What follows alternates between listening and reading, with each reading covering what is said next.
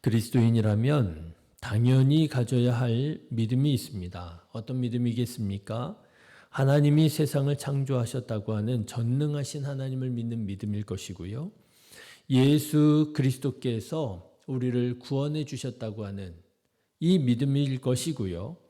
그리고 성령 하나님께서 지금도 우리와 함께 하셔서 우리의 기도를 들으시고 응답하신다라고 하는 믿음일 것입니다. 이 믿음은 우리 신앙생활에 있어서 가장 기본적인 믿음이라 하겠습니다.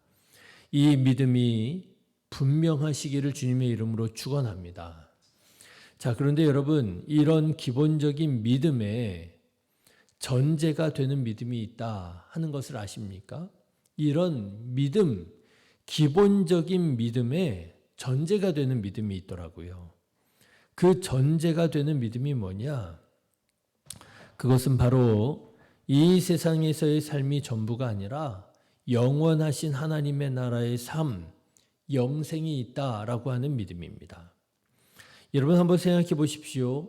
만약에 영생이 없다면 어떻게 하나님께서 세상을 창조하신 하나님이라고 하는 사실을 믿을 수 있겠습니까? 영생이 없다면. 여러분, 영생이 없다면 예수님께서 우리를 모든 죄에서 구원하신 그리스도시라고 하는 이 사실이 무슨 의미가 있겠습니까? 이 세상에서의 삶이 전부라면 우리의 영혼을 구원하시기 위하여 십자가에 달려 죽으신 그 죽음은 아무런 의미가 없는 거 아니겠습니까? 여러분 생각해 보십시오. 영생이 없다면 성령 하나님께서 우리와 함께 하셔서 역사하신다는 이 믿음을 어떻게 가질 수가 있겠습니까? 영생이 없다면 이런 믿음을 가질 필요도 없고 가질 수도 없는 것이지요. 그래서 이 세상이 끝이 아니라 영생이 있다고 하는 이 믿음이 가장 기본적인 믿음이고요. 영생이 있다는 이 믿음이 있어야만 우리는 앞서 말씀드린 우리 신앙에 있어서 기본적이라고 할 수 있는 믿음, 하나님께서 세상을 창조하시고 예수님께서 우리를 구원하셨고 성령 하나님께서 지금도 우리와 함께 하신다고 하는 이 믿음을 가질 수가 있는 것이지요. 오늘 말씀에도 보면 이 믿음이 얼마나 중요한지 하나님께서는 우리에게 성경을 주신 이유가 바로 이 사실, 영생이 있다는 사실을 알게 하기 위하여 성경을 주셨다. 이렇게 말하고 있습니다. 13절의 말씀을 한번 보십시오. 같이 읽어보실까요? 내가 하나님의 아들의 이름을 믿는 너희에게 이것을 쓰는 것은 너희로 하여금 너희에게 영생이 있음을 알게 하려 함이라. 영생이 있음을 알게 하기 위하여 이것을 썼다. 성경을 썼다라고 말씀하고 계시는 거예요. 정말입니다, 여러분. 영생이 있음을 알기만 해도, 믿기만 해도 사람들의 삶은 완전히 달라질 것입니다. 그렇지 않겠습니까? 여러분, 우리 주변에 하나님을 믿지 않는 사람들이 얼마나 많아요? 그런데 여러분 한번 상상해 보십시오. 그들이 영생이 있음을 알기만 해도 이 세상이 끝이 아니구나. 영원한 삶이 있구나. 알기만 해도 믿기만 해도 여러분 그들이 하나님을 믿지 않고 그렇게 살아가겠습니까? 그럴 수가 없어요. 사람이 얼마나 똑똑한데요. 무엇이 자기에게 유리하고 유익한지 사람들은 직감적으로 압니다. 여러분 영생이 있음을 알기만 하면은요. 이 세상이 연연하면서 살지 않을 거예요. 영원한 삶을 위하여 살 것입니다. 그런데 사람들이 영생이 있음을 모르고 영생이 있음을 안다 하지만 믿지 않기 때문에 어떻게 살아가고 있습니까? 하나님의 나라의 보화를 쌓지 않습니다. 이 세상의 보화를 쌓으며 살아가는 것이지요. 그야말로 이 세상의 보화를 쌓기 위해서 아등바등 살아가는 것이고요. 끊임없이 이전 투구하면서 살아가는 것 아니겠습니까? 조금도 양보할 수가 없어요. 여러분, 이게 얼마나 안타까운 일입니까? 예전에 땅 따먹기 여러분들도 많이 하셨나요?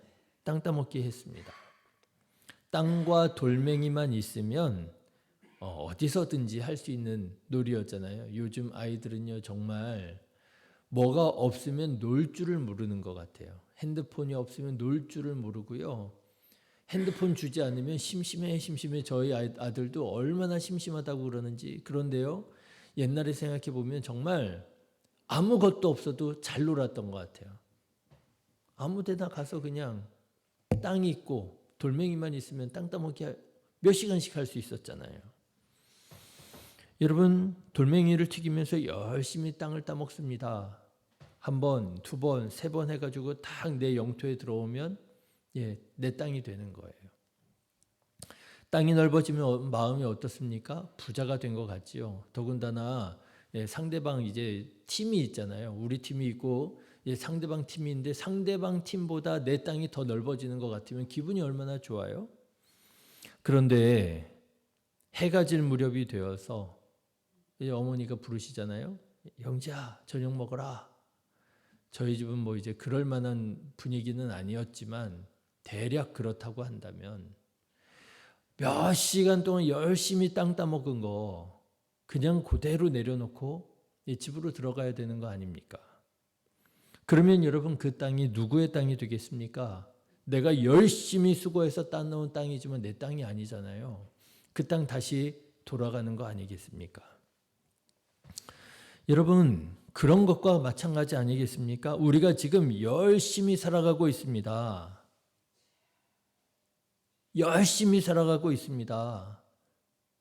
땅을 삽니다. 집을 삽니다. 그런데요, 여러분, 영생이 있음을 알기만 해도 믿기만 해도 무엇을 깨달을 수 있습니까? 이 땅이 내 땅이 아니구나라고 하는 거 알 수 있습니다. 하나님께서 부르시면 이 땅 고스란히 내려놓고 우린 떠나가야 되는 거예요. 영생이 있음을 믿기만 해도 이 집이 이게 내 집이 아니구나. 내가 열심히 수고하고 애를 써서 꿈에 그리던 이 집을 내가 장만하게 됐는데 알고 보니까 이 집이 내 집이 아니구나. 하나님께서 내 이름 부르시면 이 집 싸들고 못 가는구나. 고스란히 내려놓고 다시 돌아가야 되는 것이로구나. 내가 지금 쌓아놓고 있는 보화가 이게 내 것이 아니로구나. 하나님께서 때가 되어 내 이름 부르시면 지금까지 내가 수고하고 애쓴 모든 것들 다 내려놓고 나는 그냥 빈손으로 돌아가야 되는 것이로구나. 그렇다고 하면 여러분, 어디에다가 보화를 쌓아놔야 되겠습니까? 예수님께서도 말씀하셨습니다. 어떤 한 어리석은 부자가 그렇게 말했다는 거 아니에요. 내 영혼아, 여러 해 쓸 물건을 많이 쌓아두고 두었으니 평안히 쉬고 먹고 마시고 즐거워하리라. 그런데 예수님께서 그렇게 말씀하시지 않습니까? 하나님은 이르시되 어리석은 자여 오늘 밤에 내 영혼을 도로 찾으리니 그러면 내 준비한 것이 누구의 것이 되겠느냐. 땅 따먹게 하는 거라는 것입니다. 하나님께서 내 이름 부르시면 그냥 놓고 가야 된다는 것입니다. 그런데 여러 해 쓸 것을 쌓아두었다고 내 영혼아 평안히 쉬고 먹고 놀자고요? 그러면서 예수님께서 말씀하시잖아요. 자기를 위하여 재물을 쌓아두고 하나님에 대하여 부요하지 못한 자가 이와 같으리라. 그런데 우리는 이 사실을 모르고 한 뼘의 땅이라도 더 차지하겠다고 친구들과 싸워가면서 땀을 뻘뻘 흘리면서 죽자고 땅 따먹기를 하고 있더라고 하는 것입니다. 이 얼마나 안타까운 일입니까? 그렇습니다. 여러분, 이 세상에서의 삶이 전부가 아니라 영원한 생명이 있습니다. 영원한 삶이 있습니다. 이 사실을 아는 것이, 이 믿음을 분명하게 가지는 것이 그렇게 중요합니다. 이 믿음이 분명하다면 사람들은 두 번 말하지 않아도 영원한 생명을 위하여 살아갈 것입니다. 생각해 보십시오. 누가 이 땅에 보화를 쌓아두겠습니까? 하나님의 나라에 보화를 쌓지요. 모두가 하나님께 부유한 자가 되지요. 하나님께서 나를 보실 때 내가 어떤 사람일까 생각하면서 살아가지요. 여러분, 오늘 이 시간은 이 한 가지 사실만 기억하고 깊이 묵상해 보시기를 권면합니다. 내가 이 세상에서의 삶을 마치고 영원한 하나님의 나라를 하나님의 나라에 가게 된다면 나는 과연 어떤 모습으로 하나님의 나라에 가게 될 것인가? 그때 이 세상에 쌓아둔 보화를 단 1원도 가지고 가지 못하게 될 것입니다. 우리가 가져갈 수 있는 것이 있다면 그것은 오직 믿음과 사랑뿐일 거예요.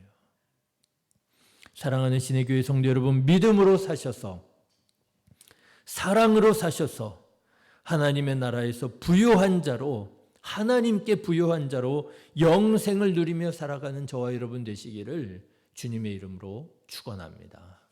기도하겠습니다.